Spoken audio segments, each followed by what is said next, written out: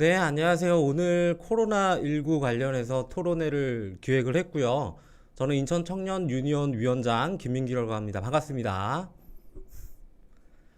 네. 오늘 토론회는 코로나 시대 청년 피해 사례와 대안 방향이라는 제목으로 지어봤는데요. 코로나로 인해서 노인들은 목숨을 많이 잃고 있고 청년들은 일자리를 잃었습니다. 서울시에서 조사한 결과 청년 10명 중에 6명은 아직도 실직 상태이고요. 현재 일을 하고 있다는 청년들 중에서도 풀타임 직업을 가지고 있는 응답자는 11%밖에 안 됩니다. 창업이나 창작 활동을 하고 있는 청년은 6.9%였으며 시간제 노동을 하고 있는 청년이 22%를 훌쩍 넘었습니다. 청년들은 감염도 두려워하지만 현실적인 생계 문제, 취업 준비 이런 활동들이 늦어지는 것에 대한 더 큰 공포를 가지고 있고요. 자격증 시험장 폐쇄 등으로 2, 3년에 걸쳐 계획한 시험 준비들이 한순간 무너지는 좌절감을 느끼기도 했습니다. 그리고 대구, 울산, 광주, 경기도 등 코로나가 거쳐간 대부분 지역에서는 이 코로나 관련한 청년 실태 조사들을 진행을 했고 이를 통해서 정확한 피해 사례가 어떤 건지 그리고 이 사람들을 위해서 어떤 걸 해줄 수 있는지를 면밀히 준비를 했는데 인천시는 코로나가 등장하면서 지금까지 지속적으로 코로나 피해를 받고 있지만 피해 실태를 조사하거나 그들에게 맞는 포스트 코로나 시대를 준비하는 움직임은 보이지 않습니다. 이에 이런 이야기들을 좀 나눠보려고 오늘 토론회를 준비하게 됐고요. 일단 첫 번째로 네, 그 청년 문화 예술 관련해서 말씀해 주실 우리 청년 예술가 정혜진님 모시고 말씀 들어보도록 하겠습니다.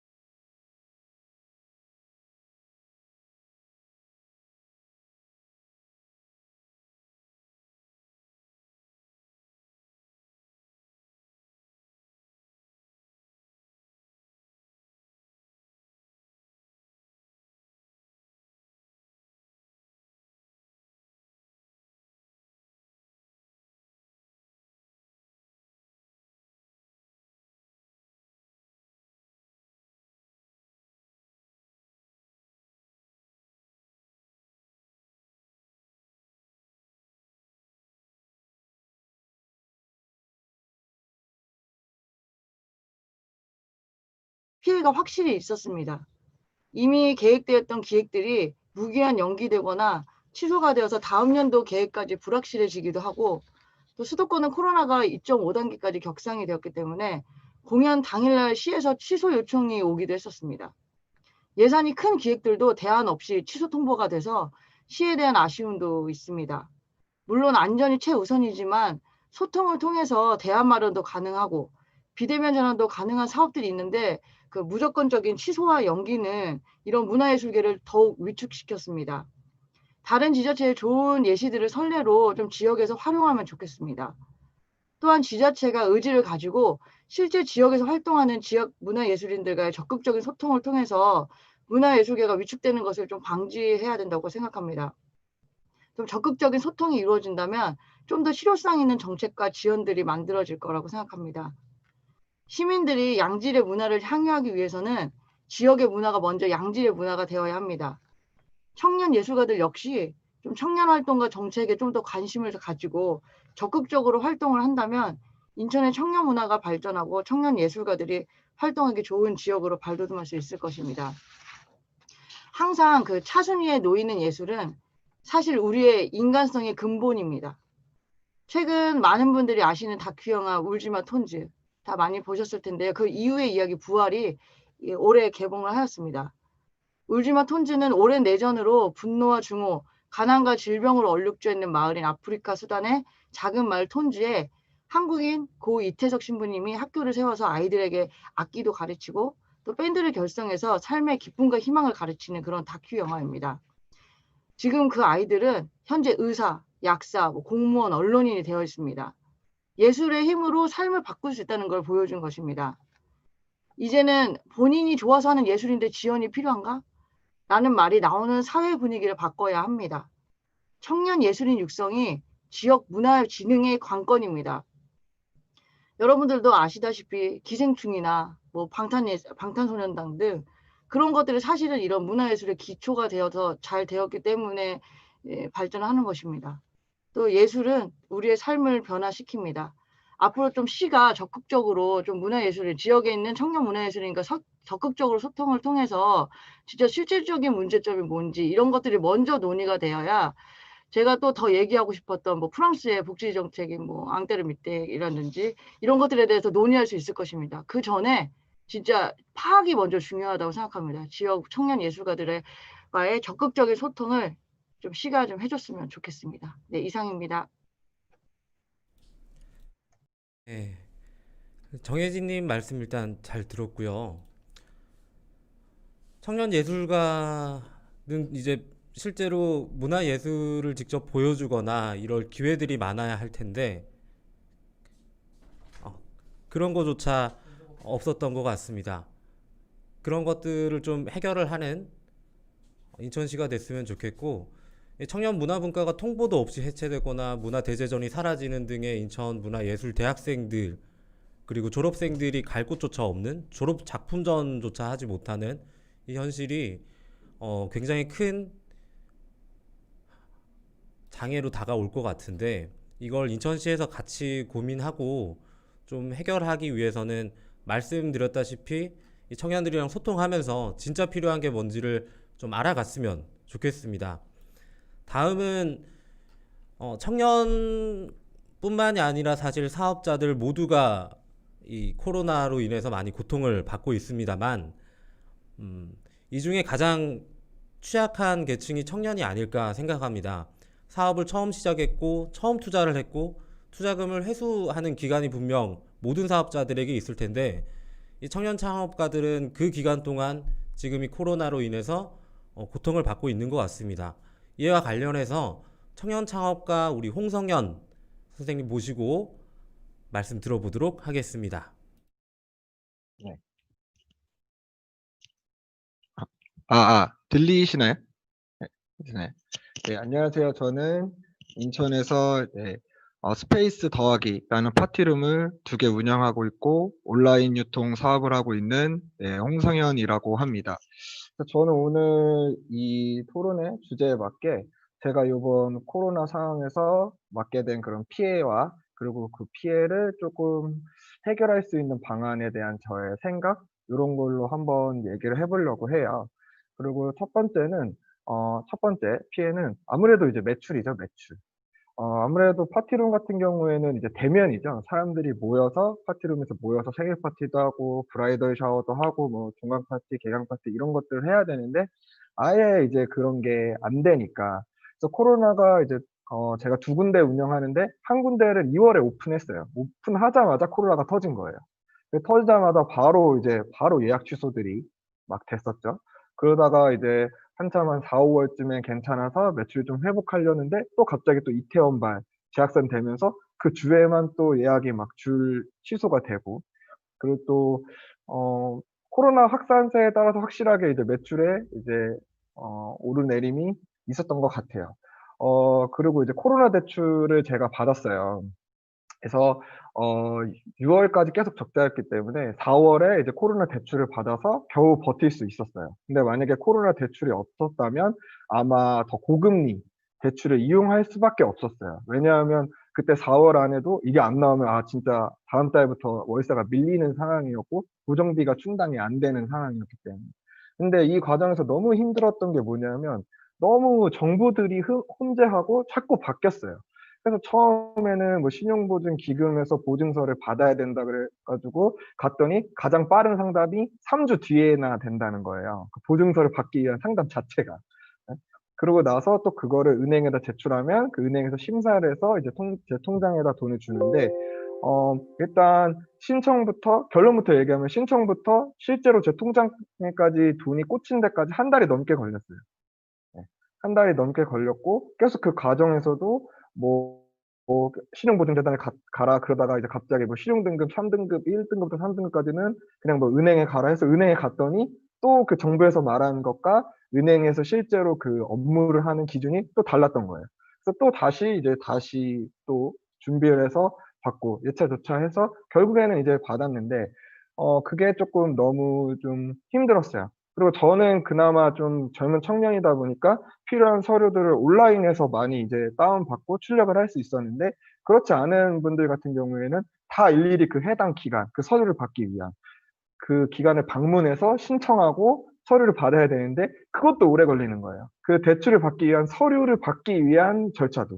그러니까 대출을 받기 위해선 이런 서류들이 필요한데 또 이런 서류들을 받기 위해선 이런 서류가 필요하고, 또 만약에 온라인에서 안 되면 직접 가야 되는데 직접 가면은 또 거기가 마비가 돼서 전화나 온라인으로 예약을 하고 가야 되는데 가장 빨리 갈 수 있는 예약 그 업무를 할 수 있는 게 뭐 1 주일, 2 주일 뒤 이렇게 되니까 저는 그나마 이제 혼자고 이제 매출 규모가 작지만 더 소상공인들 이제 매출이 많고 인건비나 이런 고정비가 많이 들어간 데는 미쳐버리는 거죠. 그래서 저도 이제 소상공인 센터에 갔는데 거기 가니까 막 새벽 뭐 5시, 6시 그때부터 줄 서 있는 분들이 수두룩했어요. 예. 어쨌든 그런 정부 정책이 이렇게 좀 이렇게 시급성에 못 따라왔던 것 같고, 그래서 제가 생각했을 때는 좀 선대출 후회수 쪽으로 방향을 좀 잡아야 되지 않을까. 실제로 이제 대출 관련 상품을 보면 카카오뱅크 같은 경우 예를 들면 제가 알기론 어 직장인 6 개월인가 1년 이상 직장 생활한 직장인은 그냥 2천만 원이 그냥 대출이 되거든요, 제가 알기로는. 근데 소상공인은 그 그 관련된 서류를 다 띄어 갖고 가야 돼요. 그리고 그 매출 조건도 안 나오면 나오지가 않고. 그러니까 쪼끔 먼저 위기 상황에서 선대출을 해 주고 후회수, 그래서 선대출을 하고 그다음에 서류를 냈는데 그때 돼서 그게 안 되면 그때 뭐 회수를 하든가 하는 식으로. 근데 다만 이제 너무 그렇게 되면 은행도 좀 부담스러울 수 있으니까 아까 얘기했던 직장인 최소가 2천만 원이거든요. 직장인이면 그냥 쉽게 좀 보통 받을 수 있는 금액이 2천만 원이니까 2천만 원 정도를 해 주고 대출을 먼저 해 주고 그다음에 이제 서류가 보완되면 더 추가로 해 주든가, 아니면 좀 거짓말하는 사람도 있을 수 있어요. 요번에 이제 코로나 대출이 워낙 저금리이기 때문에 '일단 받고 보자.'라는 식의 분들도 계실 수 있거든요. 그러니까 그런 분들은 만약에 했는데 그게 발견됐다. 그러면 이제 뱉어내는 식? 그런 식으로 하면 좀 좋을 것 같아요. 제가 이 코로나를 겪고 나니까 대출이나 지원의 금액보다는 속도더라고요, 속도. 빨리 나와야 돼요. 이번에도 2차 긴급재난지원금 하는데 뭐 폐업하신 분한테 50만 원 주겠다 했는데 그게 무슨 소용이 있겠어요. 폐업을 했는데. 50만 원 줘봤자. 폐업하기 전에 버틸 수 있게끔 도와주는 게 최우선이지 않을까라고 해서 좀 선대출 후회수.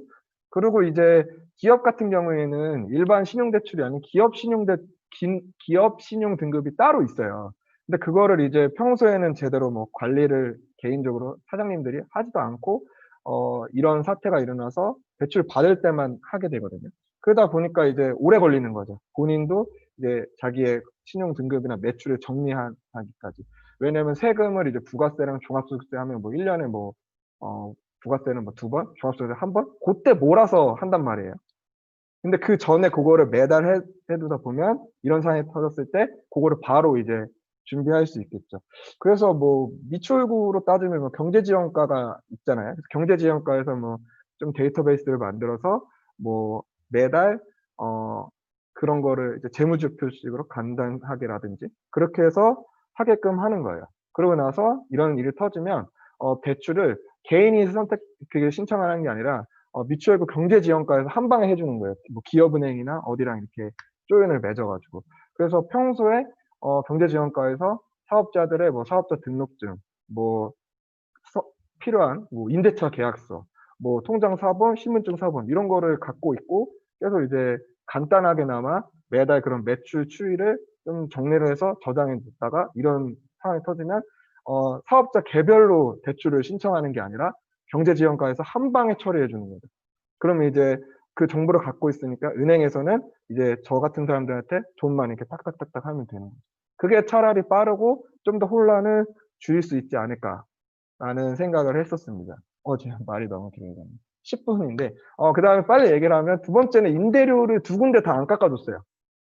뭐 착한 임대인은 했지만 결국 파티룸 두 군데 건물주가 임대료를 전혀 감면해 주지 않아서 그냥 코로나 대출 받은 걸로 100%다 납부를 했는데 제가 생각했을 때는 임대료를 감면해 줄 인센티브가 너무 부족하지 않나라는 생각이 들어요. 건물주분들도 결국 대출 받아서 건물 살 텐데 이자 깎아주는 것도 아닌데 임대료만 깎아주라고 하면은 제가 생각해도 그렇게 깎아주고 싶지 않을 것 같아요.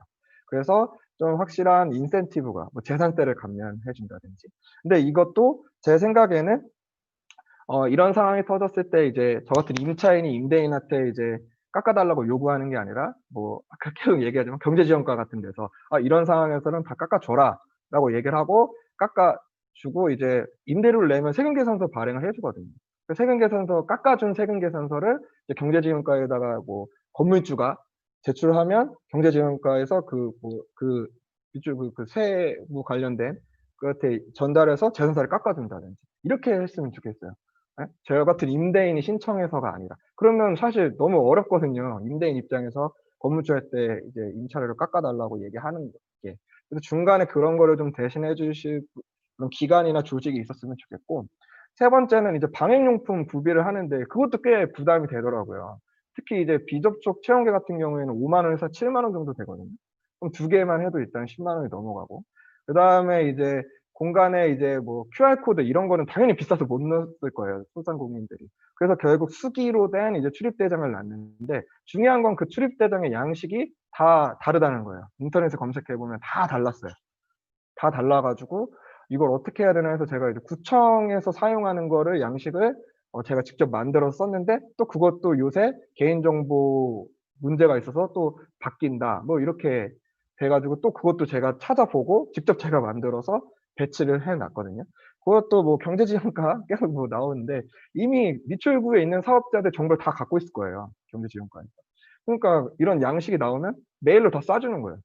아니면 이제 뭐 소독제나 손세정제 같은 거를 이제 공동 구매를 해서 대량으로 싸게 해서 이제 무료로는 좀 어렵다면 싸게 내가 샀으니까 미추홀구에 사업자가 있는 사람들은 구청에 와서 원가에 구매해서 가져가라. 뭐 이런 식으로 해도 훨씬 좀 부담이 줄어들지 않을까라는 생각이 듭니다.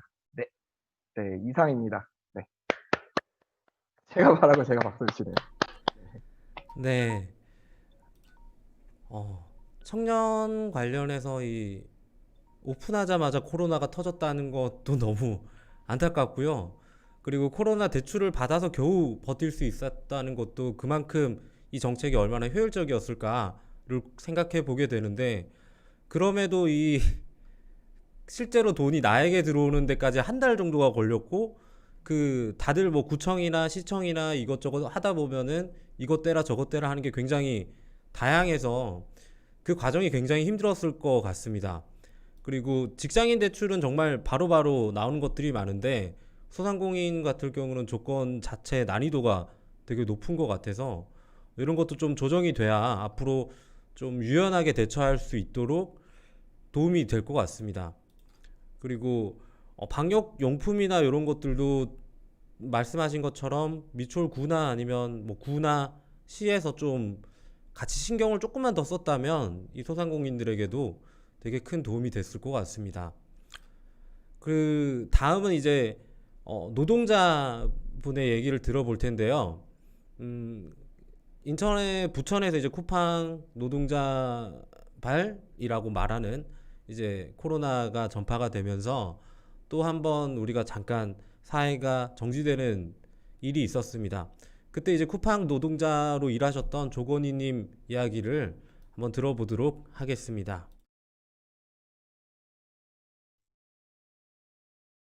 네, 저는 얼마 전까지 쿠팡 물류센터에서, 네. 저는 얼마 전까지 쿠팡 물류센터 일용직 사원으로 생계를 이어가던 조건이라고 합니다. 올해 5월 중순쯤까지 쿠팡 물류센터에서 근무를 했는데요. 인천하고 부천 근방에 있는 센터는 다 가본 것 같아요. 안 해본 공장도 없고요. 근데 6월 초쯤에 아니야, 5월 중순 말쯤에 몸이 너무 고되고 아프기 시작해서 다른 일을 알아보려고 하던 즈음에 쿠팡에서 갑자기 전화가 와서 일방적으로 자가격리 통보를 합니다. 그때가 부천 신선센터에서 확진자가 속출할 때인데 5월 중순에 근무한 제가 6월 중순까지 자가격리를 하라는 어, 황당한 통보를 받아요. 그래서 당황한 저는 코로나 관련된 관공서는 코로나 관련된 관공서로 전화를 해봤어요. 할 수 있는 곳에는. 뭐, 구에 있는 보건소, 부천시 보건소, 네, 그, 여기저기 다 해봤는데, 전화를 계속 서로 다른 곳으로만 돌리고, 결국엔 쿠팡으로 직접 연락을 해보라고 하더라고요. 근데 쿠팡은 전화 연결을 받을 생각이 없었고, 영문도 모른 채로 수감 통보 같은 14일 자가격리 통보를 받았습니다. 어, 이렇게 자가격리 됨으로 인해서 제가 잃어버린 기회비용은 지자체나 정부에서 지급하지 않았습니다. 아, 보상하지 않았고, 쿠팡에서 저한테 100만 원을 보상한다고 했지만, 어, 제가 생각하기엔 연 매출이 7조를 넘어가는 쿠팡이 저 같은 단기 계약직 사원 2,000명에게 지급하는 100만 원 2,000명한테 주면 20억 정도 되니까, 이렇게 일방적이고 불합리한 일을 입막음하기에는 싸게 먹히는 돈이라고 생각을 합니다. 결국 저는 이렇게 자가격리로 인해 피해 입은 비용을 지자체나 정부로부터 보상받은 적도 없고, 심지어 자가격리자에게 지급되는 생필품조차 전혀 지급되지 않았습니다. 저 이외에 다른 피해 사례자들도 지급을 받지 못하거나 지급이 굉장히 지연되는 일이 나타났습니다. 어, 일단 무조건적으로 집 밖으로 나가지 말라며 법을 들먹이면서 공포스러운 문자를 확진자 접촉 의심자들에게 발송해 놓고 생필품 지급이 늦는 것은 모순적이고 태만적인 업무 처리라고 생각합니다.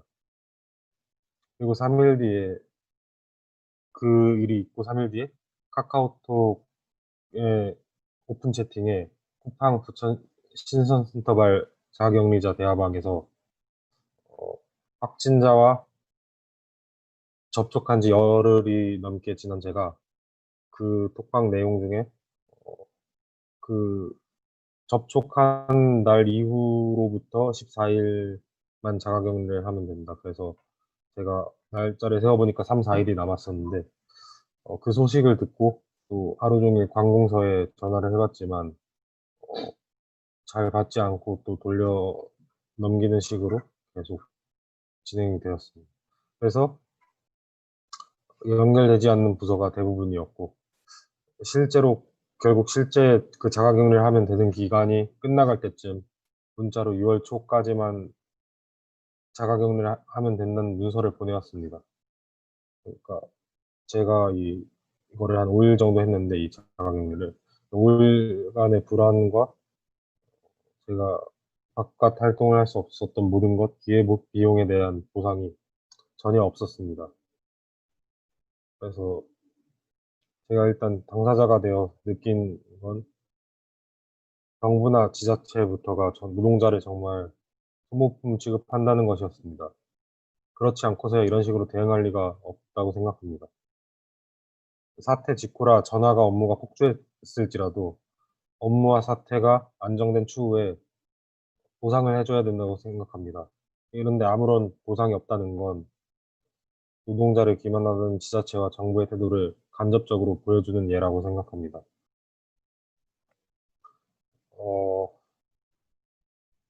그래서 결국에 저는 그냥 여기 이런 자가격리나 이런 지침들이 있는데 그 시에서 진행하는 그런 것들이 너무 제대로 안 된다 하는 생각이 들었어요.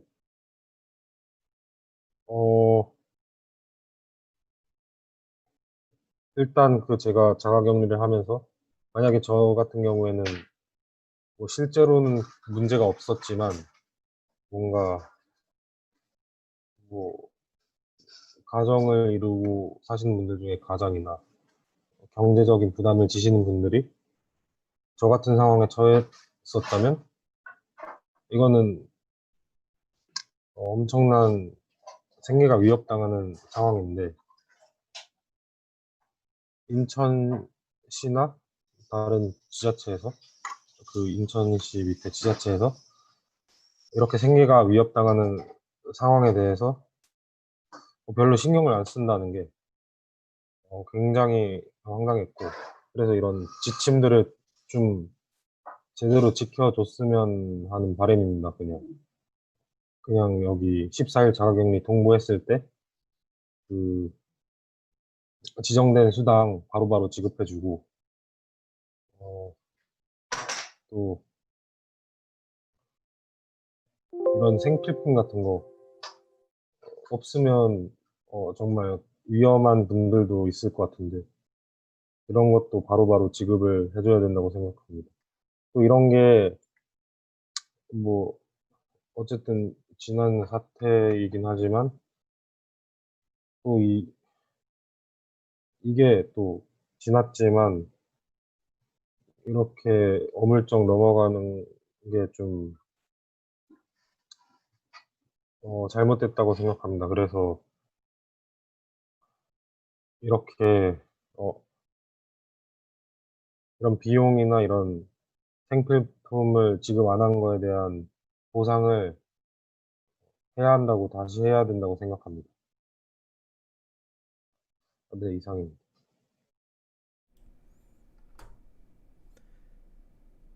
네.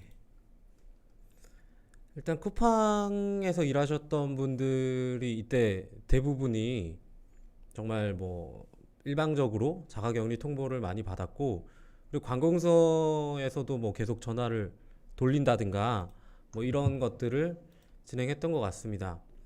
그리고 어쨌든 자가격리 되면서 심리 상태의 불안감이나 이런 것들이 전혀 보상되지 못한 것과 어, 특히 본인이 잘못한 것도 없는데 뭔가 잘못한 것 같이 만들어지는 이 사회적 분위기와 음, 청년들은 어쨌든 돈이 없는 취약계층이다 보니까 코로나가 생겼든 어떻든 자리를 나가서 일을 해야만 살 수 있는 사람들이 너무 많고요. 우리가 뭐 코로나 때도 문 닫지 않는 공간들을 가보면 대부분 거기서 일하는 사람들은 다 청년들일 겁니다. 아르바이트 하는 친구들도 대부분이 청년들일 거고요. 이런 마음고생이나 심리적 불안감, 우울감을 호소하는 것을 그냥 넘기지 말고 이걸 같이 고민할 수 있도록 좀 시나 이런 정책에서 신경을 써주셨으면 좋겠다라는 생각이 들고요. 그리고 본인은 가족이 함께 있어서 좀 괜찮았다고 하지만 1인 가구나 아니면 가족이 있고 생계를 부양해야 될 경우에는 코로나에 걸리든 이런 걱정 위협보다는 나의 가족이나 본인의 생계를 위해서 일을 나가게 되는 경우가 많아서 이런 사람들의 또 대부분이 청년이 아닐까. 그래서 고민이 많이 들게 되는 대목인 것 같습니다. 이렇게 이제 코로나 청년 피해 사례에 관한 발제를 쭉 다 들어봤고요.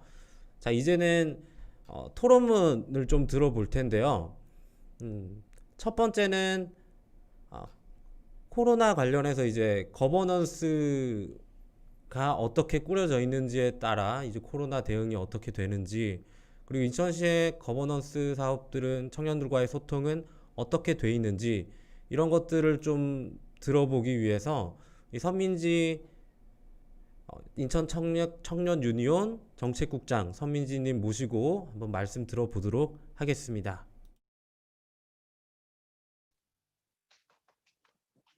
네, 안녕하세요. 인천 청년 유니온 정책국장 선민지입니다. 잘 들리시나요?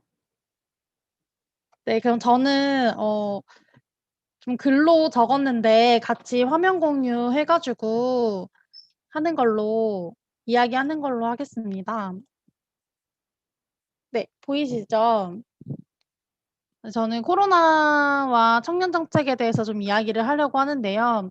앞에서 좀 많은 코로나로 인한 피해 사례를 들었지만 좀 수치적인 것들을 같이 이야기하면서 또 다른 지자체들 그리고 또 인천시는 어떤 청년 정책을 했는지로 좀 마무리를 하려고 합니다. 또 좀 고용에 대해서 많이 이야기를 하는데요.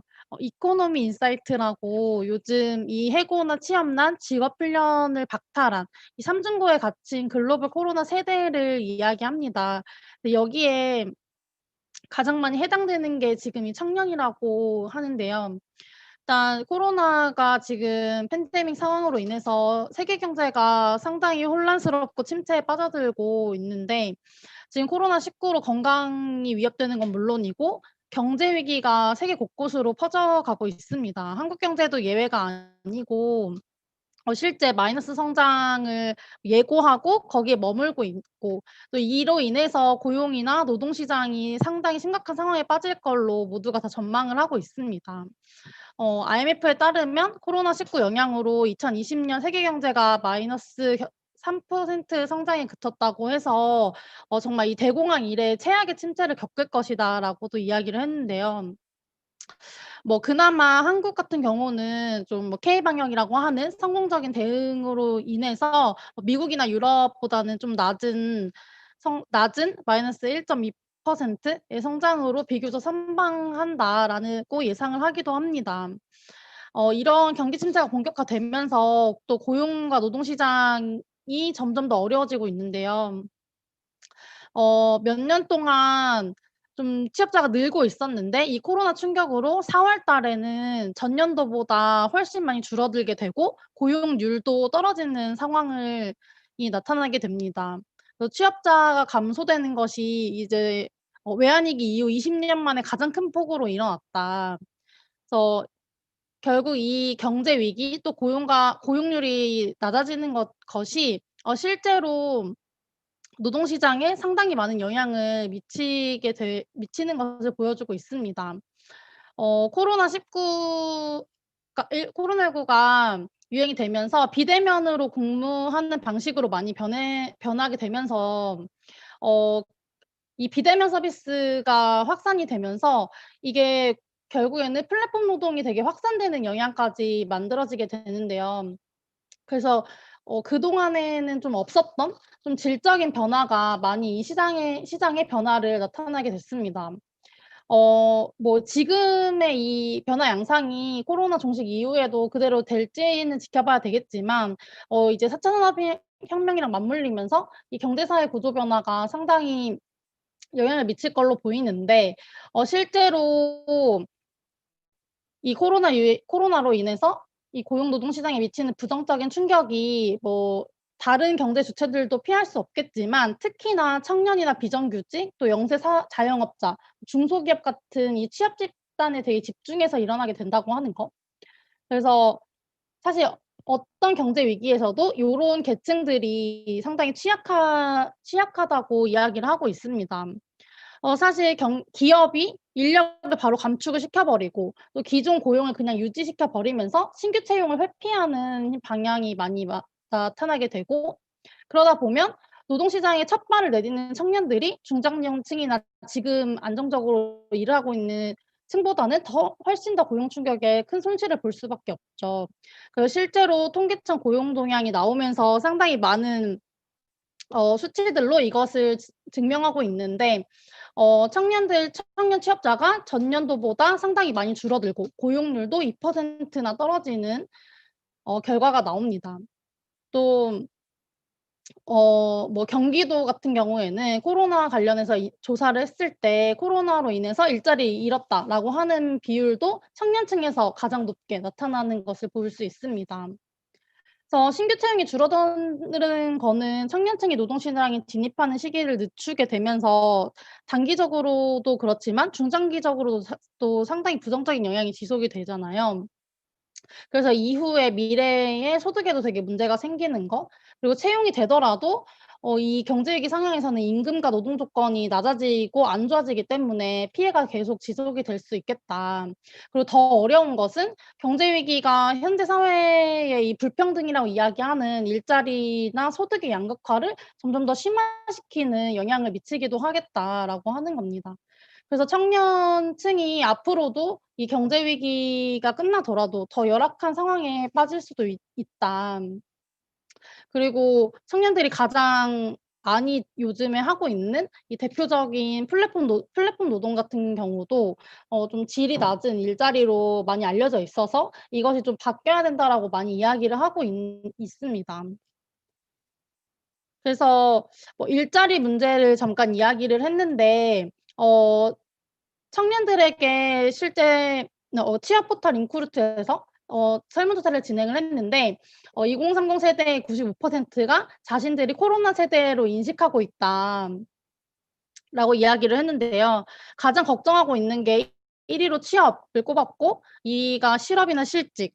그래서 일자리가 가장 큰 비중이고 그다음으로는 감염에 대한 두려움, 또 생활비, 뭐 장래 진로 고민 요런 것들을 이야기했습니다. 또 내가 코로나 세대로 지금 포기하고 있는 것이 자금 마련이나 인간관계, 뭐 결혼, 취업, 내 집 마련 같이 기존에도 상당히 어려워서 포기하고 있던 것들이 점점 더 심화되는 것들을 보여주었습니다.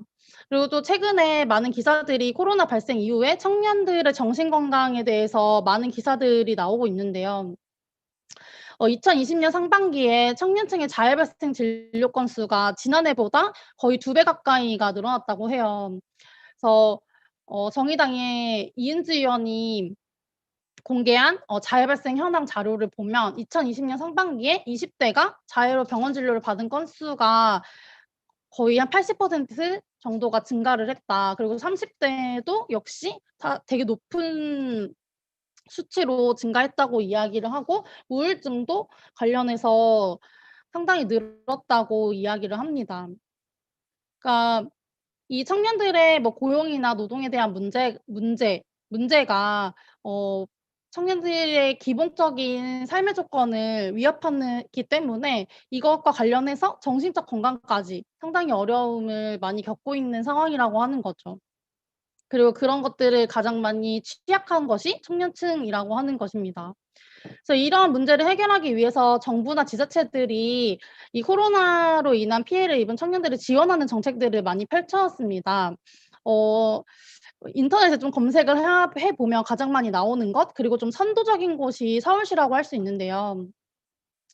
서울시는 가장 먼저 청년청에서 청년 피해 사례를 청취하는 온라인 창구를 가장 먼저 만듭니다. 그래서 온라인에 코로나19로 인해서 아르바이트를 잃은 청년들이라든지 생활고를 겪는 청년같이 뭐 생생한 이야기들이 상당히 많이 올라오는 과정이 있었습니다.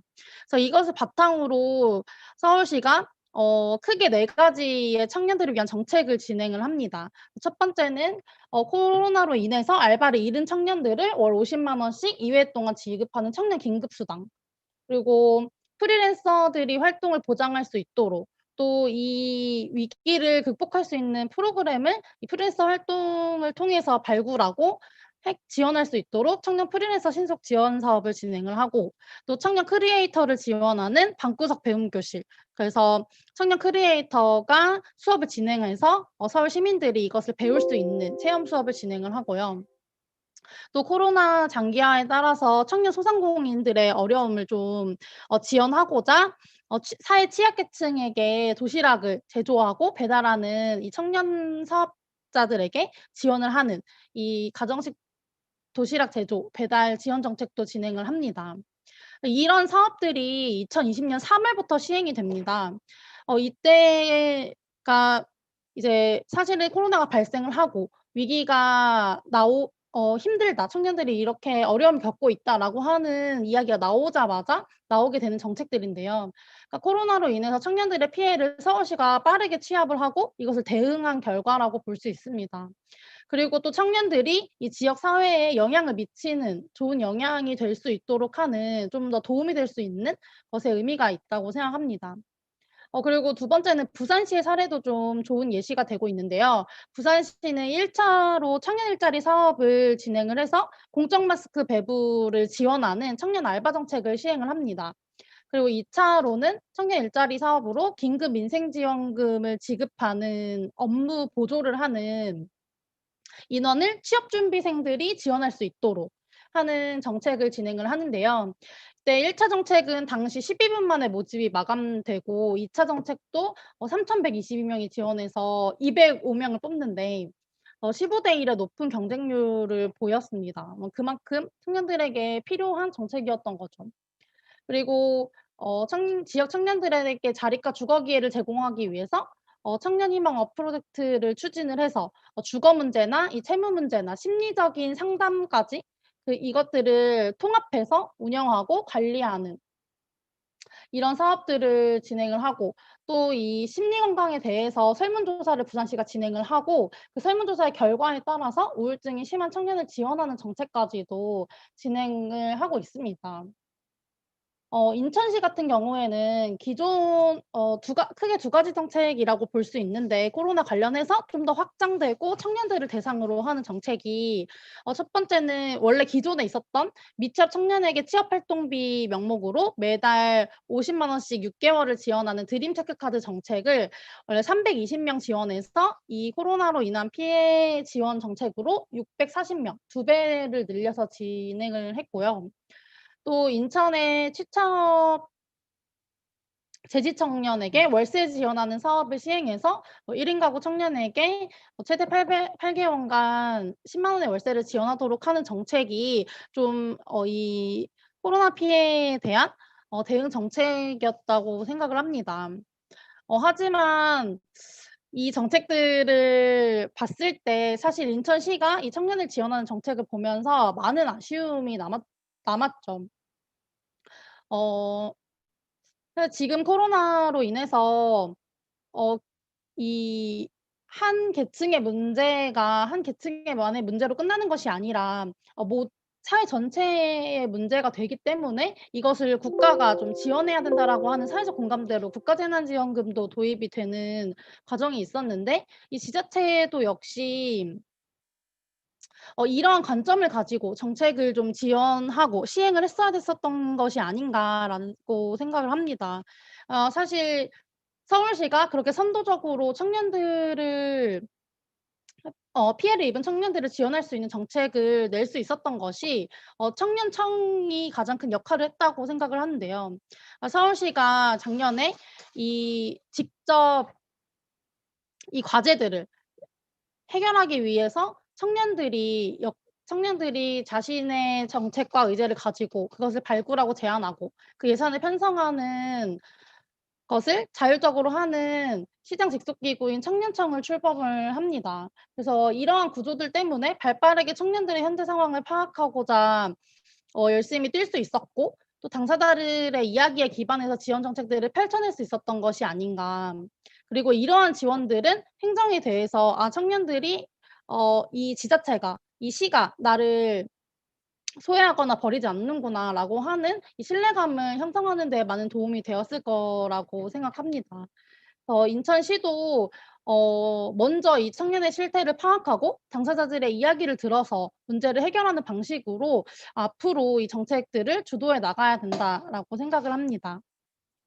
네, 여기까지 마치도록 하겠습니다. 감사합니다. 네, 이 선민지 이 정책국장님의 말씀을 잘 들어봤고요. 서울은 굉장히 빠르게 청년 지원에 필요한 것들을 실행해 나갔습니다. 그리고 코로나 대응도 굉장히 빠르게 했던 것 같은데요. 이는 어쨌든 청년 거버넌스가 활성되어 있거나 청년에 대한 이해도가 높은 지자체일 경우 더 빠르게 청년의 효능감 있는 정책들을 펼칠 수 있었던 게 아닐까 생각하게 되는 것 같습니다. 이후에 앞으로 코로나 같은 이런 병들이 지속되거나 제3의 제2의 코로나 같은 수준의 질병들이 더 많이 발생할 수 있다고 하고 있는데, 앞으로 우리는 포스트 코로나 시대에 들어가게 되면 이런 소통이나 이런 부분들이 더욱 극대화되지 않을까. 그리고 인천시가 청년에 대한 이해와 소통, 거버넌스 등이 어떻게 돼 있는지가 이번 코로나 사태를 겪으면서 인천시에게 부족한 게 어떤 것이었는지 좀 더 느낄 수 있었던 것 같습니다. 올해 초에 3월, 4월쯤에 아마 그 인천 청년광장, 인천 청년 유니온이 같이 코로나 피해 사례, 인천 코로나 청년 피해 사례를 조사한 적이 있었습니다. 그래서 그 내용을 인천 청년광장 대표 이정은 대표님 모시고 말씀 들어보도록 하겠습니다.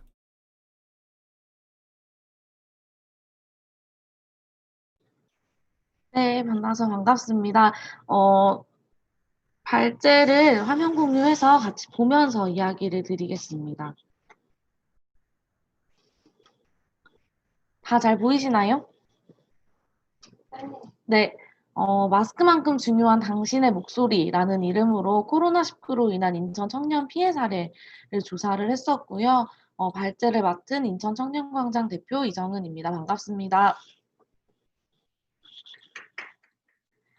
네, 발제문은 보시다시피 2020년 4월 23일에 이제 마무리를 하고 자료집으로 이제 제출을 해서 뭐 기자님들이나 이렇게 관련 단체에 한 번씩 보내드렸고, 이 내용을 직접 저희가 브리핑한 적은 좀 없어서 오늘 이 자리를 계기로 말씀을 드리려고 합니다.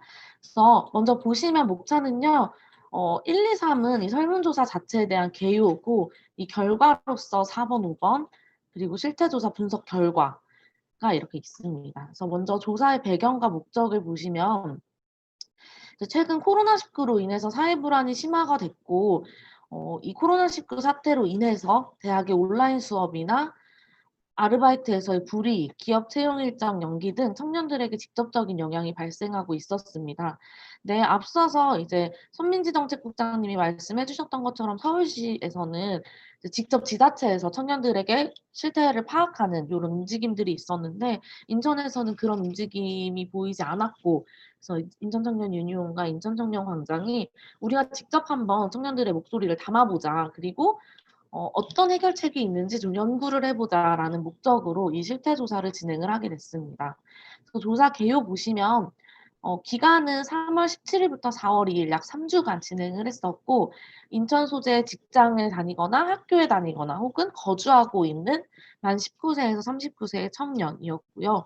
주요 계층은 저희가 좀 임의로 나눴었는데, 학생과 취업준비생, 직장인, 창업청년, 아르바이트생, 프리랜서, 그리고 기타 이렇게 나눴었고, 그리고 3주간 온라인으로 진행했을 때 이제 조사 대상은 136명이 참여를 해주셨습니다. 주요 조사 내용으로는 연령대와 세부 계층, 심리적인 변화, 일상의 변화, 두려움의 정도 등을 확인을 했었고, 피해 유형과 현황들을 확인했고, 이후에 필요한 지원 정책이 무엇인지를 좀 도출하는 것까지가 이 실태조사의 목적이었습니다. 그래서 기본 정보를 보시면 실태조사에 참여하셨던 분들의 이 정보인데요. 보시면 인원 연령 구분을 보시면 총 140명 중에 대다수가 이제 20대 청년들이었습니다. 그래서 약 한 70% 정도가 20대 청년들이었고 30%가 이제 30대 청년들이었습니다. 그래서 계층은 저희가 이렇게 7개로 나누긴 했지만 중복으로 선택이 가능해요. 그러니까 대다수의 청년들은 학생이라고 대학만 다니지 않고 보통은 아르바이트도 진행을 하고 알바도 진행을 하고 혹은 뭐 취업 준비를 하면서도 아르바이트는 계속 해야 되는 친구들도 있고 혹은 취업 준비를 하기 위해서 임시로 직장을 다니는 분들도 있고 혹은 프리랜서이지만 이걸로는 생활비를 다 충당하기 어려워서 알바를 병행하시는 분들도 있고 이래서 좀 이 청년층의 어떤 특성에 맞게 중복 선택이 가능했었고 실제로 그런 분들이 많이 계셨습니다. 그래서 중복 선택을 했을 때 학생이 60명으로 가장 많았고 직장인, 취준생, 알바생, 프리랜서 그리고 기타 청년 창업가 이렇게 있었고요. 그래서 청년 창업가의 좀 표본이 되게 소수여서 이것이 좀 유의미할까라는 좀 의문이 들었던 실태조사이긴 합니다. 그래서 감안해서 들어주시면 될 것 같습니다. 주요 조사 결과 보시면 학생들은 대부분 20대 초반에서 중반까지 가장 많았습니다. 그리고 겪고 있는 어려움으로는 이제 각각의 항목마다 절대 그렇지 않다부터 매우 그렇다까지를 체킹하는 방식이었는데 보시면 코로나19로 인해서 학생들이 겪고 있는 어려움에서는 온라인 강의로 대체하면서 수업의 질이 하락했다라는 게 가장 컸고 공부할 공간이 부족하다. 왜냐하면 이제 공간들이 다 문을 닫고 있었고 독서실이나 도서관들도 다 문을 닫았으니까. 그리고 학교 생활 자체가 어려워지면서 교우관계 형성에 어려움이 있었고 그에 따라서 대학생활 정보를 획득하는 데도 어려움이 있었다라는 이야기를 순으로 해주셨고요. 주관식으로는 이 앞에 있는 보기로 있는 어려움들 외에도 계획했던 일들을 진행하지 못하는 것에 따른 무기력함이 있었고 개강을 할 거라고 예측을 하고 이제 자취방을 계약을 해놨는데 비대면 개강을 하면서 월세방을 뺄 수도 없고 월세는 계속 나가야 되고 집은 비어 있고 이런 어려움을 얘기를 해주셨습니다. 두 번째로는요. 직장인인데요. 직장인은 이제 20대 후반에서 30대 초반, 중반까지가 가장 많으셨어요. 그래서 약간 대학생층과 구분이 되는 부분입니다.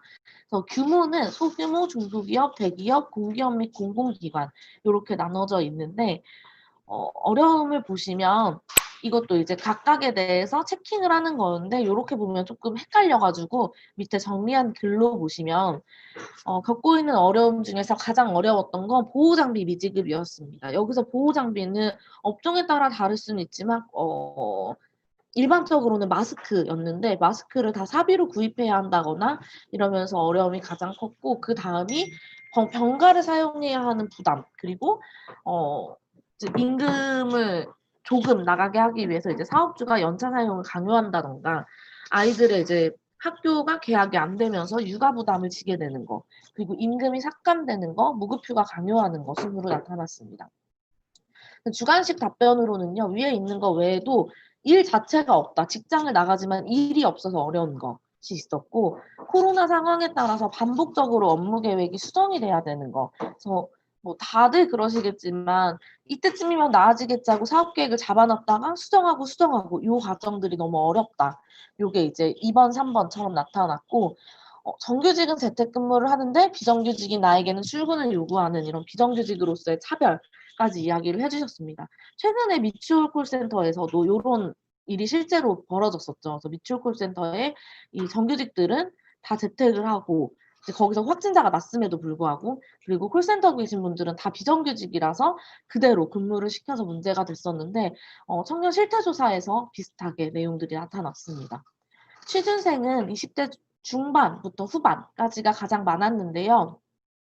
약간 구분이 됩니다. 학생들은 초중반, 취준생은 중후반, 그리고 직장인은 중반부터 30대 초반까지 이렇게가 있는데 취준생에서는 이제 가장 어려운 것으로는 정기시험, 토익 등 각종 시험의 취소 또는 연기로 계획이 차질이 빚어지는 건데 그러니까 제 주변에서 공무원 시험을 보는 친구들도 언제까지 한국사를 보고 언제까지 토익을 해서 언제 있는 공시를 봐야겠다 이런 계획이 있는데 하나라도 밀리면 그게 어려워지게 돼서 이게 가장 컸으면서 두 번째로는 공부할 공간이 부족하다.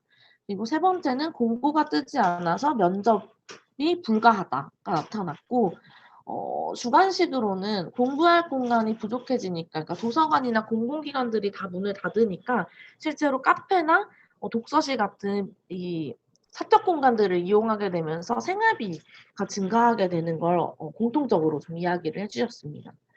창업은 앞서 말씀드린 것처럼 좀 대상이 적어서 표본이 적어서 좀 유의미하지 않을 수 있다는 걸 감안해 주셨으면 좋겠고요.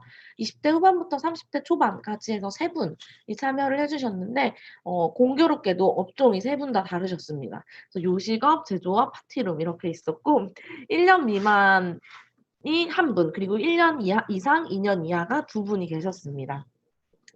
겪고 있는 어려움으로는 임대료 납부 부담, 그리고 대출금 상환 부담, 투자금 회수 부담, 인건비 지급 부담, 지원 사업 연기 같이 순서로 얘기를 해주셨고요. 주관식 답변에서 아까 홍성현 님이 말씀해 주신 것처럼 대출 과정이 너무 오래 걸린다. 그리고 어쨌든 사업장이기 때문에 시민들이 찾아오셔야 되는데 방역이나 이런 것들에 대한 불안함이 시민들에게 있기 때문에 이 불안감을 해소할 수 있는 대책이 필요하다. 이런 이야기들을 해주셨습니다.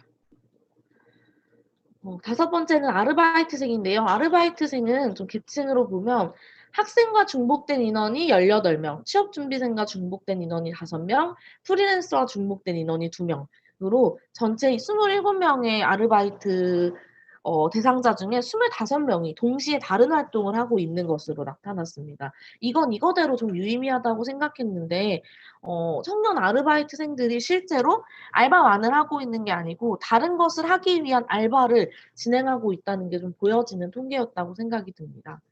겪고 있는 어려움을 보시면 일단 새로운 아르바이트를 구하는 게 가장 어렵다가 이제 23명으로 압도적으로 인원이 좀 많으셨고요. 그 다음에는 매출 감소로 인해서 알바 시간을 조정하는 것, 그리고 출근 일수를 조정해서 수입이 감소하는 것, 매출 감소로 인해 갑작스러운 해고 통보, 매출 감소 시간 조정으로 인해서 주휴수당 미지급 순으로 나타났습니다. 그래서 이렇게 맥락은 조금씩 디테일하게는 조금씩 다르지만 한 맥락으로 내가 처음에 아르바이트를 구했을 때 예측했던 수입보다 줄어들게 되는 게 가장 큰 문제라고 이야기를 하신 것 같고요. 주관식 답변에서는 알바 자리임에도 불구하고 1차, 2차 면접까지 봐야 하는 어려움이 있었다. 그리고 매장의 일방적인 시간 단축 요구로 인해서 임금 삭감이 있었다는 게 있었고 서비스업 알바생의 경우에는 근무 중에 코로나에 감염될까 봐 두렵다. 그리고 이것에 대한 대책이 없다. 이런 이야기를 해주셨습니다. 그리고 이제 프리랜서 분들은 좀 다양합니다. 20대 중반부터 30대 중반까지 다양하게 계신데요. 이 중에서 이제 30대 초반이 가장 많으셨고요. 겪고 있는 어려움을 보시면 이제 어떤 어려움을 겪고 계신지를 중복해서 체킹을 받은 거였는데 이제 모든 프리랜서 분들이 겪고 있다기보다는 이렇게 순서대로 보면은 일거리가 감소했다. 이게 12분 중에 8분이 그렇게 얘기를 하셨고 일거리 감소에 따른 수입 감소는 당연한 것이고 그럼에도 불구하고 프리랜서들에 대한 지원 대책이 미비하다. 요게 이제 각각 8분씩 가장 많이 체크를 해주셨고요. 경쟁 심화로 인한 수입 감소 그리고 지원 사업 지연으로 인한 대기 상태, 계약 취소로 인한 손실, 육아에 대한 부담 이렇게 나타났습니다. 그래서 문화예술에 있는 분들이 프리랜서로 주로 많이 계셔서 아까 정예진 님이 말씀해 주신 것 같은 사례들도 있었는데요. 일방적으로 공연 계약이 취소되고 일거리가 줄어들면서 3개월째 무수입 생활고에 시달리고 있다는 이야기를 하셨던 분이 있고요. 프리랜서 강사의 경우에는 이제 계약이 연기되면서 수입이 빵원이 되는 거. 그리고 헬스장의 운영 제한에 따라서 일하던 곳이 문을 닫거나 열어도 강습생들이 오지 않아서 수입이 잡히지 않는 게 있었고 프리랜서라는 것 자체가 프리랜서는 딱 일정량 이 일이 정해져 있지 않다 보니까 딱히 피해라고 할 수 있는 객관적인 지표가 없다는 거를 좀 이야기하셨던 분들도 계셨습니다. 그리고 이제 공통 피해 현황인데요. 앞에서는 계층별로 계층에 맞는 질문으로 여쭤봤다면 이거는 설문조사에 참여하신 모든 분들에게 공통적으로 여쭤봤던 내용이었는데 심리적 변화에 대한 이야기에서는 전체 설문인원 140명 중 134명, 6분을 빼고 전부가 심리적으로 코로나로 인해서 변화가 있다라고 이야기를 해주셨고 절반 이상이 약속이나 일정 취소, 연기로 인한 무기력함을 나타내셨고 장기적인 경기 침체에 대한 불안감, 그리고 감염에 대한 걱정으로 사람을 만나는 것이 두려워졌다. 미래에 대한 불확실함 순으로 나타났습니다. 주관식 답변으로는 내가 감염될지 모른다는 걱정도 있었지만 그것과 더불어서 내가 감염되면 내 주변 사람들을 내가 감염시키게 되는 것에 대한 미안함과 걱정이 동시에 좀 나타나고 있었고 계획된 것들이 진행되지 않는 것에 대한 무기력함과 불확실함에 대한 두려움, 수익 감소, 생활고, 일상생활의 제약으로 인한 우울감 등을 주요하게 확인할 수 있었고요. 주관식 답변은 저희가 냈던 보고서에 이렇게 전체 다 붙여놨는데 뒤쪽에서 잠깐씩 좀 유의미한 것들만 이따가 훑어보겠습니다. 코로나19 확산에 대해서 느끼는 두려움의 정도인데요. 두렵지 않다고 얘기하신 분들은 되게 소수셨고 정도의 차이는 있지만 다들 좀 두렵다는 이야기를 해주셨습니다. 두려움의 원인으로 이제 주관식을 받았을 때는 코로나19가 워낙에 전파율이 높은 것 자체가 두렵다는 것과 내가 감염이 돼서 가족이나 직장들에게 피해를 끼칠까 봐가 가장 컸고 일상을 되찾지 못할까 봐 그리고 경기 침체가 지속되면서 생활고가 계속될까 봐에 대한 스트레스를 이야기하셨습니다. 그래서 심리적인 그리고 경제적인 압박을 주로 이야기하셨고 두렵지 않다라고 하신 분들에게 두렵지 않은 이유를 여쭤봤을 때는 우리 정부가 코로나19의 대처를 잘 하고 있다는 어떤 신뢰가 나에겐 있다. 이렇게 답변하셨던 분들도 계셨습니다. 코로나19로 변화된 일상에 대해서 물었을 때는 140분 중 102분이 72.9%가 일상의 변화를 경험하고 있다고 답을 하셨고요. 그래서 그 양상은 다양하게 나타나고 있으나 대체로는 사람이 많이 모이는 곳에 가지 않으려는 경향을 보이고 있다. 그래서 사람을 만나는 횟수가 적어지고 공원이나 산으로 간다거나 외출을 자제하려고 노력하지만 뭐 어쩔 수 없을 경우에 번화가에 가기도 한다. 그리고 일주일에 한 번 약국에 가는 일정이 생겼다. 이 당시에는 마스크를 일주일에 한 번만 살 수 있어서 이런 답변이 있었던 것 같고 마음이 불안하고 우울해서 사람을 만나는 것 자체가 좀 꺼려진다라고 이야기하신 분들도 계셨습니다. 그 집에 머무는 시간이 뭐 많아졌는지에 대해서 여쭤봤을 때도 많아졌다라고 얘기하신 분이 85%, 135명이셨고 그 시간 동안 무엇을 하십니까? 라고 여쭤봤을 때 유튜브가 가장 많았고 영화나 드라마 시청, 집안일, 게임, 평소에 하지 못했던 취미생활, 그리고 내가 시간을 보낼 수 있는 콘텐츠 순으로 나타나면서 대부분의 활동이 온라인과 관련해서 좀 진행되고 있다는 걸 확인을 했고 그게 지금 우리가 하고 있는 이 토론회도 온라인으로 진행되고 있는 것처럼 되게 많은 것들이 우리 생활에서 이렇게 대면하고 온기를 나누면서 했던 것들이 모니터와 함께하고 있는 일상으로 변한 게 좀 느껴집니다.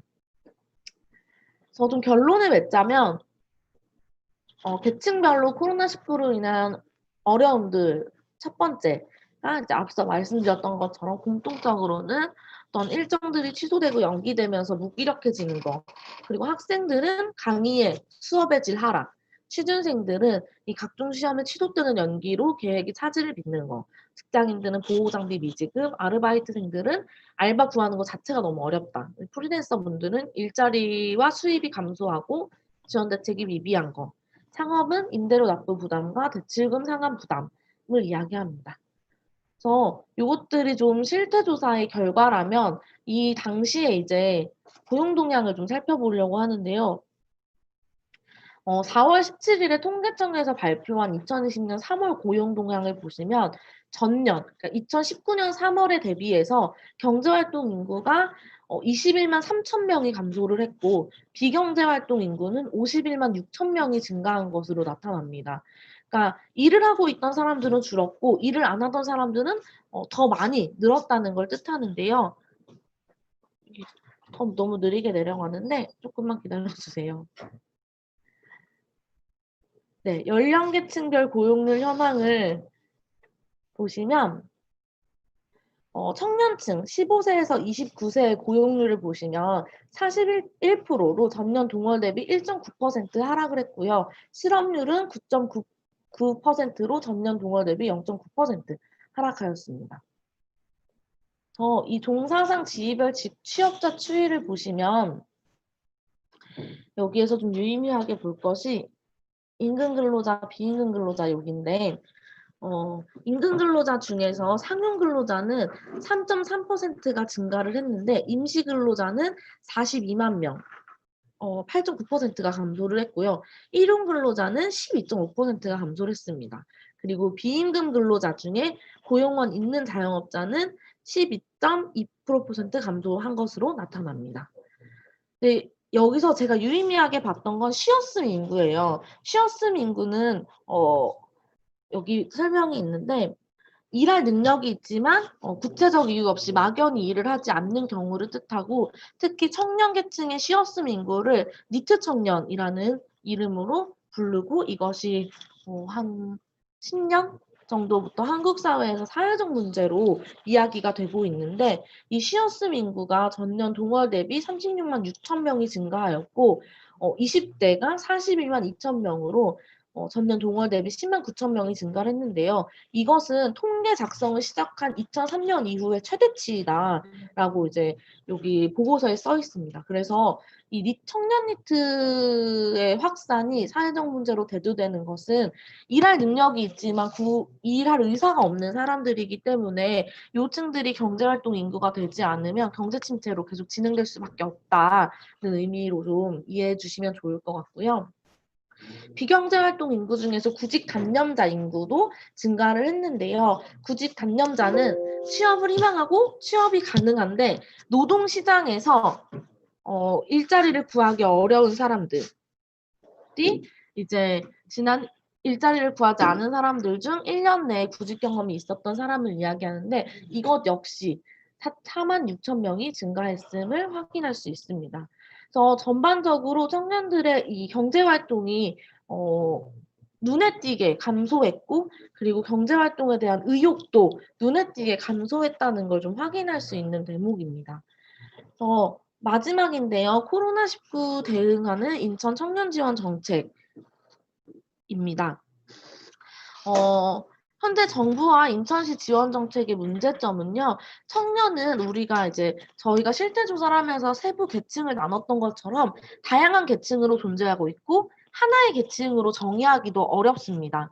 그런데 인천에서 계획하고 있거나 추진하고 있는 코로나19 대응 지원 정책들은 중소기업들 그리고 자영업을 중심으로 한 대출이 주를 이루고 있고 해당 기업과 사업장의 근로자들을 보호하는 조치는 시행되지 않고 있습니다. 또한 대출이라는 것도 사실은 조삼모사잖아요. 내가 오늘 갚는다고 해서 내일 갚을 능력이 생기는 게 아닌데 빌려주는 것만 계속하고 있지 지원이라고 하기는 사실 어렵다는 의견들도 있습니다.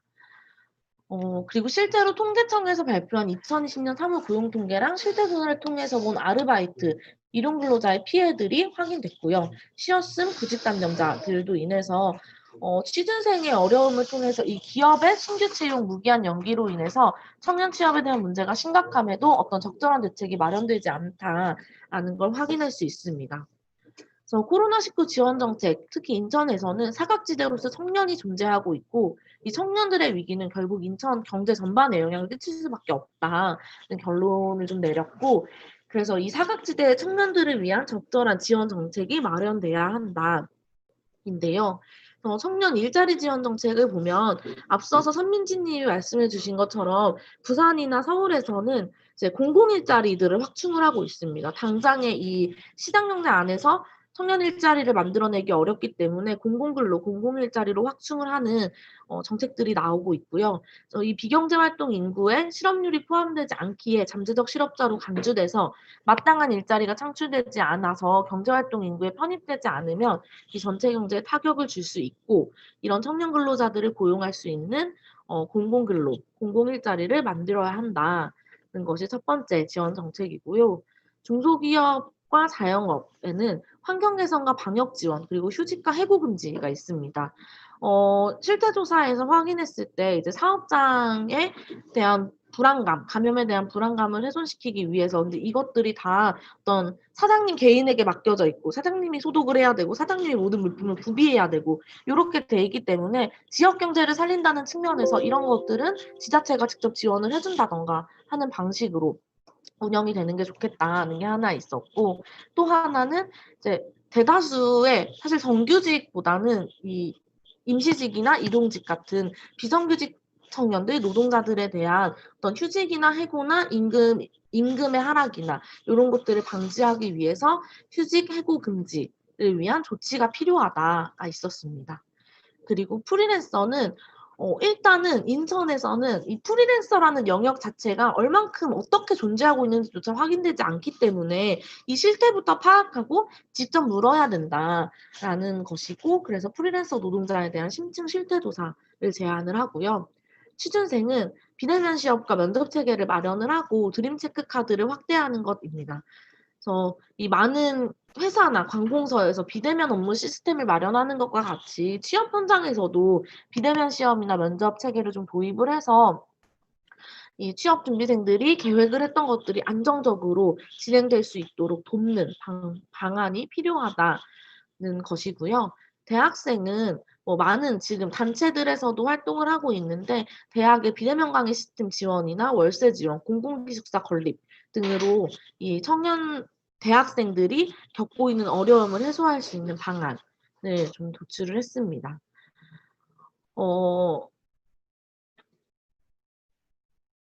코로나19로 인해서 코로나19로 인한 문제점이라고 이야기하지만 사실은 코로나19가 드러낸 우리 사회의 근본적인 문제인데요. 취약계층들에 대한 취약계층이 살아가기에 너무 취약한 사회라는 것이 바로 이 코로나19로 인해서 우리 사회에서 눈에 보이게 되었는데요.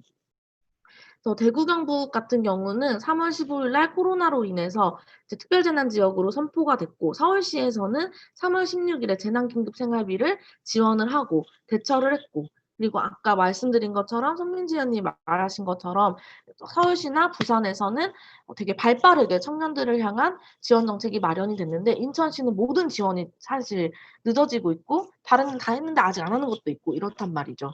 그래서 이런 것들을 보면 청년들이든 아니면 이 코로나로 인한 것들이든 최대한 시민들이 겪고 있는 불안이나 불편이나 피해를 확실하게 파악하고 그거에 맞는 지원 정책을 설계하는 것이 지금 인천시에 가장 필요한 것이라는 생각이 들었습니다. 그래서 마지막 대안으로 이 과정을 민간 거버넌스를 통해서 마련해야 된다라는 이야기를 드리고 싶은데요.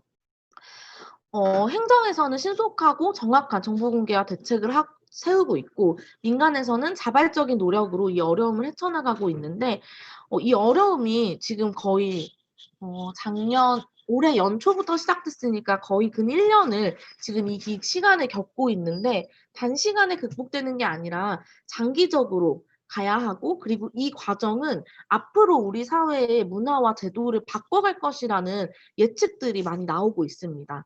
그런데 일반적으로 행정이라고 하는 이 집단, 조직은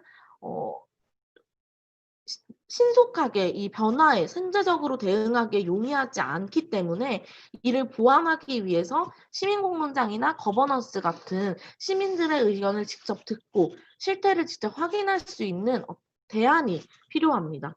그래서 대부분의 많은 지자체에서 이미 하고 있는 것 같고요. 최근에 이제 부천 걸 봤었는데 부천문화재단에서는 코로나19로 인해서 앞으로 축제 문화가 변화될 거다. 우리 비대면 축제는 어떤 방식으로 앞으로 진행되게 될까? 이런 새로운 축제를 구상해보는 시민들과 함께 논의하는 자리를 갖기도 하고, 서울시에서는 서울시민회의를 통해서 시민들과 함께 코로나 다음의 서울을 고민하는 자리를 갖기도 했습니다. 이 과정들이 다만 어느 시, 어느 분야에서만 진행될 것이 아니고 좀 전 사회적으로 진행이 되면서 다양한 목소리와 다양한 요구와 다양한 필요들을 이야기하는 시간들이 됐으면 좋겠고요. 그래서 이 코로나로 인한 이 혼란의 시기를 잘 헤쳐나갈 수 있는 인천시 그리고 인천 시민들이 됐으면 좋겠습니다. 뒤에 부침 여기는 주간식이에요. 근데 제가 보면서 좀 같이 나누고 싶다? 이런 청년들이 있다. 청년들의 삶이 이렇다. 이걸 좀 나눴으면 좋겠어서 제가 색칠한 부분들만 있는데, 여기 보면 이제 이분은 아버지가 돌아가시고 어머니와 남동생과 살고 있는데 소득이 너무너무 불안하고 공포스럽다. 스트레스를 받는다. 아침에 눈 뜨는 게 너무 싫다. 이런 이야기를 하시는 분들도 있고요. 더 밑으로 내려가면 다 근데 이런 말씀들이 되게 많아요. 내 삶이 엄청 어려워진 퍽퍽함. 여기는 2달 넘게 지속되는 동안 지역사회 안전이 우선이라고 생각하고 외출도 자제했고 예방수칙도 철저히 지켰다. 공과금이며 월세는 줄줄이 밀리고 당장에 식비도 없다.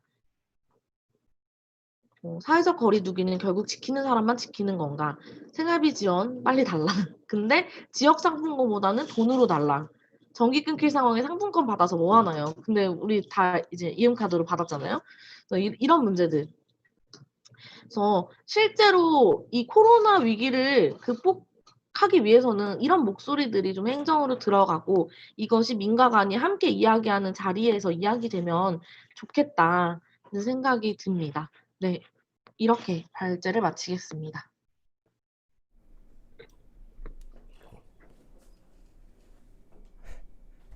네, 잠시만요. 네, 일단 토론문 코로나 피해 사례 관련해서 잘 들었고요. 그 인천 청년 공공 일자리 창출 그리고 중소기업 자영업 등의 지원 정책, 이게 단순히 돈을 빌려주는 거가 아니라 대출 사업이 아닌 지원 사업이 됐으면 좋겠다. 그리고 감염병 환경 개선을 위한 것들을 개인에게 맡기지 말 것. 청년 프리랜서 같은 경우에는 청년 프리랜서들에 관한 연구 자체가 필요하고 또 심도적인 실태 조사가 필요한 것 같다. 취준생 비대면 사업 면접 체계 마련, 드림체크 카드 확대, 다양한 이야기들을 해주셨던 것 같습니다. 그래서 이런 이야기들이 인천시의 귀에 좀 들어갔으면 좋겠고, 그래서 인천시가 이런 이야기를 좀 귀담아 듣고 실제로 그 사업의 수혜자들, 대상자들에게 필요한 사업들을 할 수 있도록 됐으면 좋겠고요. 마지막으로 여기 이제 질문을 몇 개 좀 받아보고 마무리를 하려고 하는데요. 질문 중에 하나가 와서 인천은 타 지도에 비해서 코로나 관련 인천시 청년 정책이 부족해 보인다. 이걸 좀 더 구체적으로 인천시에게 제안하고 싶은 청년 정책이 혹시 있다면 오늘 토론하시는 분들 중에도 혹시 있으시면 손을 올리시고 말씀해 주시면 될 것 같습니다. 소름 돋게도 지금 손 한 분이 올라가 계신 분이 한 분 있어가지고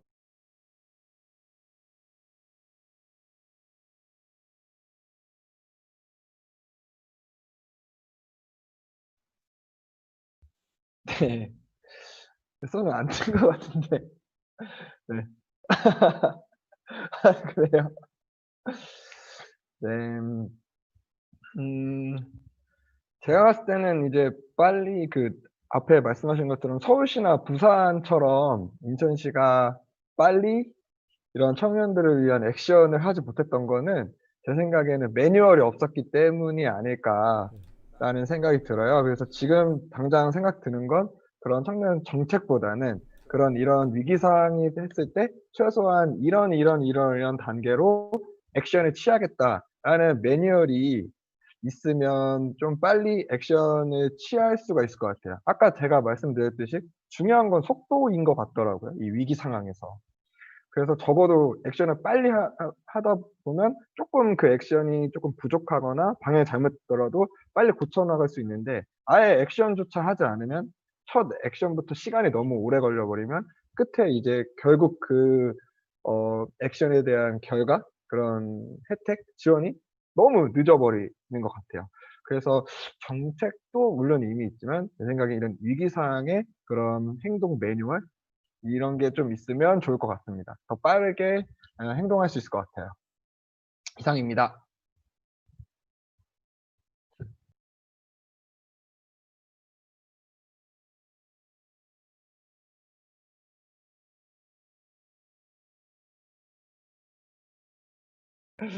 네. 음. 하고 싶은 말.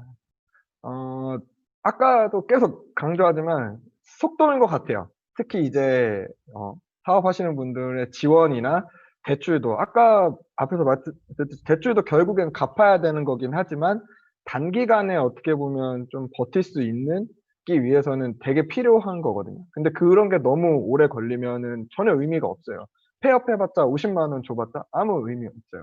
그래서 쪼끔 지금 코로나 사태로 인해서 다 경험을 했을 거라고 생각해요. 그러니까 이제 다음에 이런 비슷한 일이 일어났을 때 좀 빨리 이런 자영업자들의 지원이나 대출을 할 수 있게끔 좀 준비를 지자체에서 좀 철저하게 해 놔서 다음에 만약에 또 내년에도 코로나가 또 만약에 발생했다 이럴 때는 최대한 충격이 좀 덜하게 폐업하시는 분들이 쪼끔 없게끔 됐으면 좋겠습니다. 이상입니다.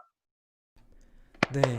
그 이정은 님은 지금 그 노트북 배터리가 다 돼서 나가셨다 그래 가지고 그럼 나머지 분들만 따로따로 한 분씩 이야기를 듣고 마무리해 보도록 하겠습니다. 그럼 여기 나와 있는 순서대로 그럼 다음은 조건희 님도 마이크 한번 켜주시고 하시고 싶은 말씀 해주시면 될 것 같습니다. 어, 음,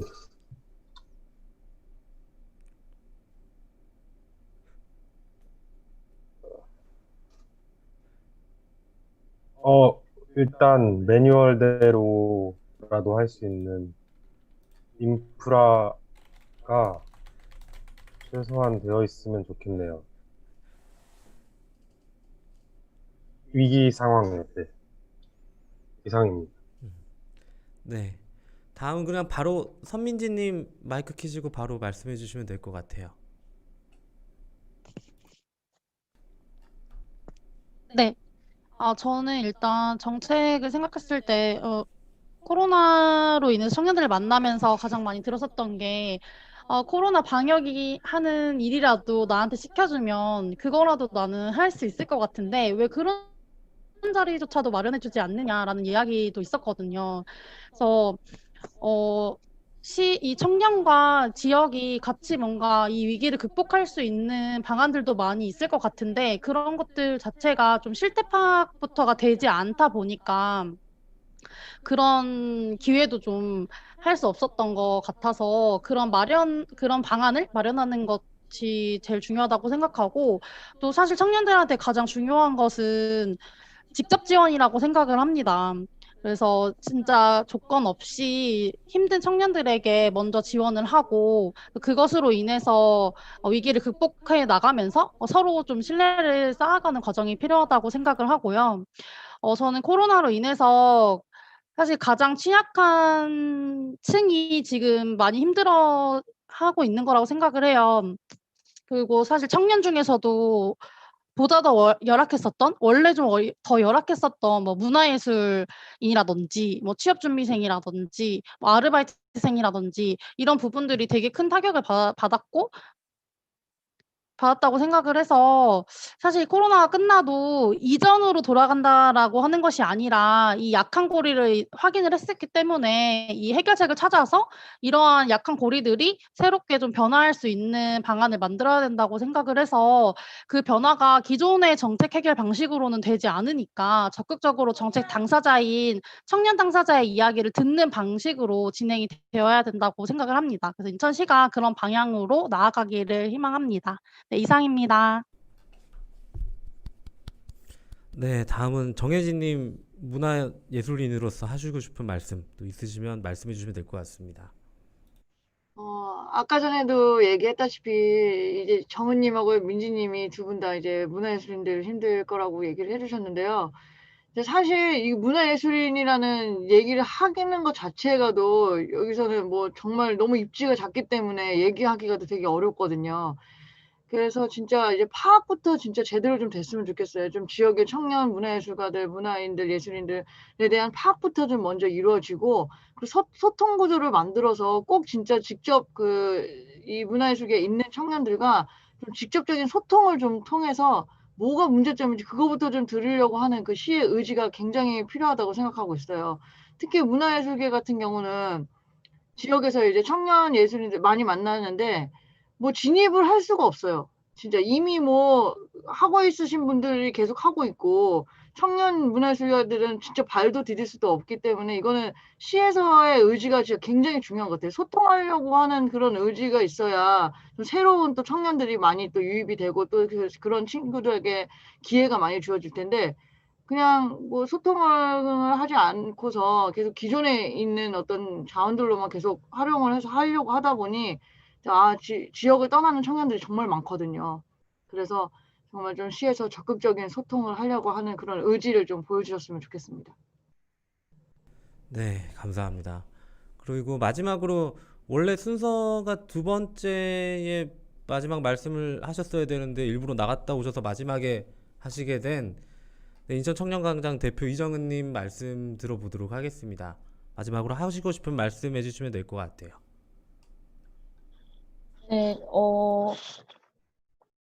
코로나19로 이제 다들 어려운데, 그래서 뭐 청년을 지원하는 것에 있어서 특히 코로나가 아니더라도 다 힘들어. 왜 청년을 지원해야 돼? 청년 꼭 지원해야 돼? 이런 이야기 하시는 분들이 사실 되게 많이 만났었는데, 저는 이제 그럴 때마다 드리고 싶은 말씀은 청년들이 겪고 있는 지금 문제들, 그러니까 청년들은 실제로, 지금 세대가 살아갈 내일을 살아가고 있다고 생각해요. 이 친구들이, 우리가 살아가고 있는 지금이 앞으로의 한국 사회가 될 것인데, 지금의 청년들은 1인 가구로 살아가고 있고 비혼을 고민하고 있고 아르바이트를 하면서 내가 하고 싶은 걸 하기 위해서 꿈을 찾아가고 있고 이렇게 살아가고 있으면 이런 삶의 패턴에 맞는 지원 정책들이 필요하고 그게 앞으로 한국 사회에 필요한 지원 정책들일 거라고 생각을 해요. 그래서 코로나19로 우리는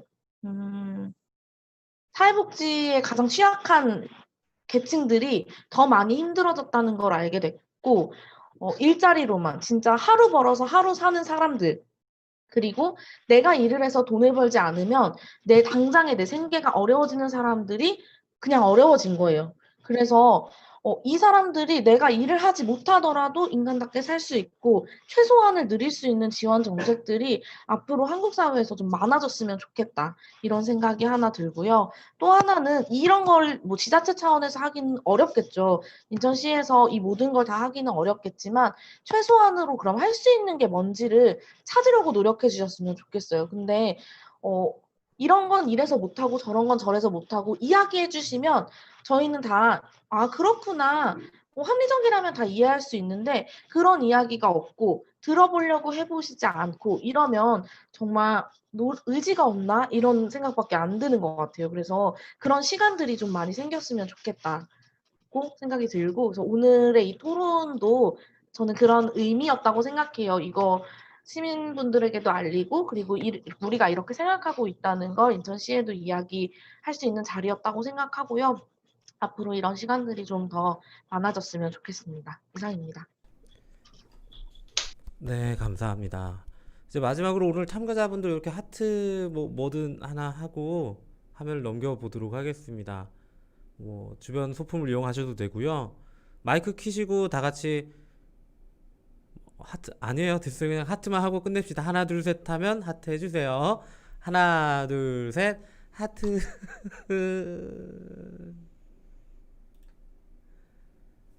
네, 일단 전체 이야기들을 잘 들어봤고요. 네, 질문들이 이런저런 이야기들이 꽤 나왔던 것 같습니다. 그리고 여기 아직 질문들이 그 사이에 좀 더 올라왔어가지고 토론자분들께 마저 이야기를 좀 해드려야 될 것 같습니다. 일단 타시도에 관련해서 이제 이야기를 좀 나눠봤고, 지금 코로나 시기 청년 실업 문제를 위해서 지자체에서 진행하고 있는 청년 일자리에 대한 청년들의 만족도가 어떤지, 제공되는 일자리의 내용과 질은 어떤지 청년들의 생각이 궁금하다고 하는데요. 지금 이 유튜브 보시는 분들은 안 보이시겠지만 참가자들 대부분이 되게 좀 안타까워하는 것 같은 표정을 짓고 있는 것 같습니다. 일단 코로나 시기 청년 실업 문제를 어떤 거를 지금 지자체에서 하고 있는지, 그리고 일자리의 내용과 질은 어떤지, 요 질문인데요. 혹시 요 질문에 대해서 말씀해 주시고 싶으신 분이 있으시면 네, 말씀을 해 주시면 좋을 것 같습니다. 아하. 제가 드리면 좋을 것 같은데, 네.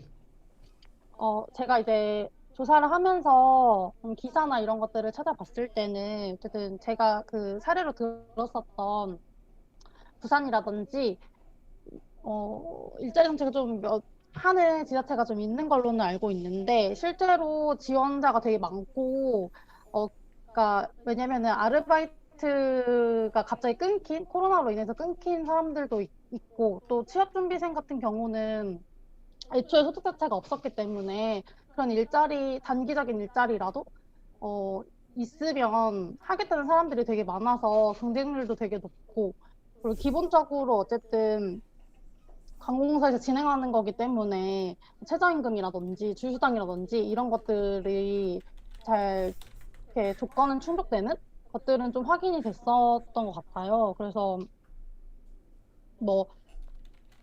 좀 단기적인 일자리고 또 인원이 되게 적기 때문에 그런 거는 좀 부족한 부분이고 한계이긴 하지만, 지금 코로나로 인해서 피해받은 사람들에게는 당장에는 좀 필요한 일자리가 아니었나. 근데 어쨌든 그것을 실제 했었던 사람들의 만족도까지는 파악이 되지 않아가지고 이후에 이것과 관련해서 조사나 연구가 진행이 되면 좋을 것 같다는 생각입니다.